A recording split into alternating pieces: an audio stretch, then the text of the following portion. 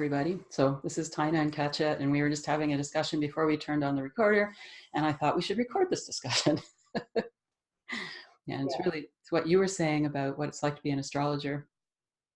Yeah, that, we were talking about how something intense, right? There's something intense going on right now, astrologically. Yeah, we're just a day after a lunar eclipse while this is being recorded. So we're not 2 days after. Yep. And that's the real fallout zone, is really the 3 days or so right after an eclipse. That's when you really feel all this emotional, crazy stuff coming up. And this one was conjunct Pluto. Yes. So we have that, we're talking about that feeling of dying that Pluto can have, right? Yes. A part of me is dying, but when we're identified with that part, it feels like we're dying, right? And so we were talking about how, even as astrologers, like, we have the meta perspective, right? Because we can see, we have access. Okay, I know that an eclipse is happening. I know that it's conjunct Pluto. I know that there's all this stuff that I'm eliminating and ancestral karma. I know it's going to be intense. Mm-hmm. And yet, right? And yet, like, I can fall prey. You and I were talking about this, right? Like, we can fall prey to our own crazy thoughts. Part of this eclipse was that, like, all of these old insecurities started coming up, right? Like, oh my God, my boyfriend is talking to his ex. What does that mean? And you're like, oh my God, I thought I was over that. Yeah. I am in that, like, juvenile place. And, I've repeatedly caught myself during this eclipse season, like, having these crazy and like I'm about to get sucked in. Thankfully, at the last moment, I can kind of pull myself out and say, oh, of course I feel like I'm dying. True. Yeah. Right? So, yeah. And for me, it was more the obsessive side of Pluto. Okay. So it's more the going down the rabbit hole of all these what ifs. Okay. This and this and this happens. Oh my God, how am I going to deal with that? and it gets creepy and dark and hollow. And then all of a sudden, and I had so many callers yesterday, so many people I was talking to who were all melting down because of the eclipse, because it was the day after the eclipse. Yes. And after a while, I went, oh yeah, right, all that crazy weird stuff I was thinking about this morning. All right, it's just the eclipse. Don't believe any of it. It's not true. Yeah, totally. I listened to a Tara Brach thing the other day where she was basically summing up enlightenment. And she was like, don't believe your thoughts. Yes. Don't believe your thoughts. And don't believe your thoughts. Yes. I thought that was very appropriate. Yeah, definitely. Yeah, and it's another anecdote on the same theme. I remember, I have this little app that tells me my transits. Oh yes. Mm-hmm. And I had one come up, and it was like, today, like, be careful to not be emotionally indulgent. Right. So I saw that, like, first thing in my day, and I'm like, okay, careful not to be emotionally indulgent. I think, something was like conjunct Algol, like something was transiting, my sun is on Algol anyway. Mm-hmm. Yes. So that was happening, and the Medusa's third eye, and later in the day, I'm just like, can't help it, I'm melting down. There are guests over. I'm like melting down in the house, and in front of everybody, and I'm just like, I can't help it. I know it was told to me not to be emotionally indulgent, and here I am, and I can't. And it's like our own humanness doesn't go away, right? We get lots of chances to master things. This is why, transits, most of them tend to reoccur or something similar occurs, and it's always this opportunity. If we don't even know about them at all, we can't separate ourselves. That's where it's really valuable. Yeah. And that's where astrology is misused. If it's used to predict dire things, to say, don't go outside today because Mercury's retrograde, everything you do is going to turn to crap. You can't get anything done, so give up.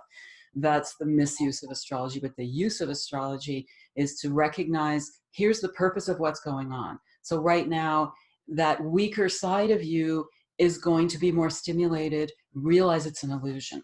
Yes. And if you don't make it, well, that's okay. You know, be kind to yourself. So don't, if you freak out, don't freak out over freaking out, but try not to freak out. Totally. That would be my enlightenment advice. I love it. Yeah. Yeah. But one thing I find too is that, you know, sometimes we're going through something that's really, really tough, and it's reflected in what's going on astrologically in our chart. Mm-hmm. And if we understand, or if I find if I know why it's happening, then I can pay attention to what I'm supposed to be developing or learning. And I also know how long it's going to last for. Because sometimes things feel like when you're in the thick of something unpleasant, it feels like this is never going to end. Yes. Life right now, I can't see how it will ever change. Yes. I'm doomed forever. This is horrible. This is terrible. Totally. Yeah. Yeah. Totally. And that's when we can really get into the hopelessness and Yeah.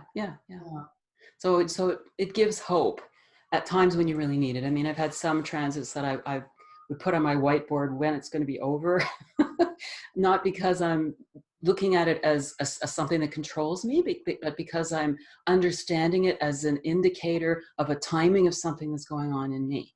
yes. I know, okay, I've only got so much more to be going through this thing that's really hard. And it's also useful because when there's something really positive, we might be inclined to overlook it. I mean, that's one of the things I sometimes recommend that people do, because we always have Jupiter making some important transit in our chart. We always have Saturn making some important transit in our chart. Mm-hmm. And Jupiter can be ignored. I knew some astrologers who would all say, well, Jupiter doesn't do anything. Right. And it's because we need to be open to it. Jupiter sits there and goes, well, I've got all kinds of goodies. Do you want them? Oh, okay. You're not asking for them. Well, okay. You don't want them. I'm free and easy. I'll do what you want. So to really recognize, okay, yes, I've got this really positive opportunity. I'm going to open myself to it. Or another thing I say is, well, have different days. Say, okay, today I will have a Saturn day, but tomorrow I'm going to have a Jupiter day. So you wake up and because you've decided to do that, that's the frequency that really jumps out in an amazing way. Yes. Yeah. I love that. Yeah. And what you're saying, like, you know, I can share a really personal thing on that's happening right now, even. Mm-hmm. You know, Jupiter's transiting my 8th and it's retrograde. Yes. And I know this, and something you've talked about is that you can actually kind of ask, you can interact once you know that you have Jupiter transiting a certain house. You can actually talk to that energy and say, let's work on my, the 8th house is the emotions, right? The emotional life, all the deep stuff that's really underneath the subconscious. Yeah. So, the subconscious. It's our underworld, our shadow self. It's the living activity of the shadow aspect of us in a way. Exactly. And so, I really used that, what you said, took it to heart. And I spoke with Jupiter and I said, I would really like emotional stability.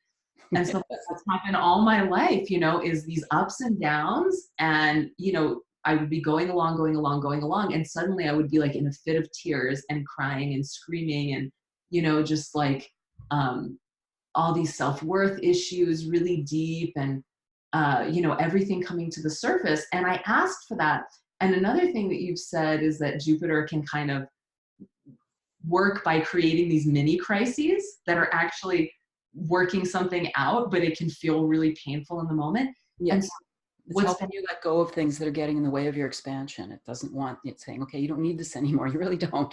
Exactly. And so for me, it's been those emotional, right? These upheavals where I'm believing what I'm thinking, essentially. And the thoughts are very dark and they're pulling me into a vortex. So, I've had this crazy experience where suddenly my whole family is kind of teaming up and going like, we can't handle these outbursts anymore. Mm-hmm. It's like an intervention. I mean, it's horrible to be at the center of an intervention. Yeah, I think it's pretty awful. If anyone out there, has been through one or like is going through that now, like I feel for you. It's terrible. Yes. But But the 8th house too is our collective responsibility. And it's how we act in our larger scale relationships with everybody. So it makes sense that they'd all come and say, your responsibility to us is to stop doing this now. And your responsibility to yourself. That makes sense. Yeah. That makes sense, Taina. That sheds a whole new layer of light. Yeah, and that's exactly what, and I just keep coming back, and only because I know that this transit is happening, and I know that I asked for this, that I can go back and say, you know what? Thank you. There's a gift here. This is my wish coming true. Yeah. Right? And that's like, if we can do that just as humans in general, like, oh, this whole lifetime, all these upheavals, all these, right? Yes. Like, yes. There's a wish coming true in this. It really is. It really is. I mean, even if you look at what's going on in the world right now, everything is so accelerated. All our cultures are merging. We have access to so much knowledge and so much wealth of all different kinds. Mm-hmm. We can go through probably 5 lifetimes of growth in one lifetime right now. It's all a massive gift in a way. Sometimes it might be wrapped in spines a little bit, and you cut your fingers trying to open that gift, but nonetheless. Totally.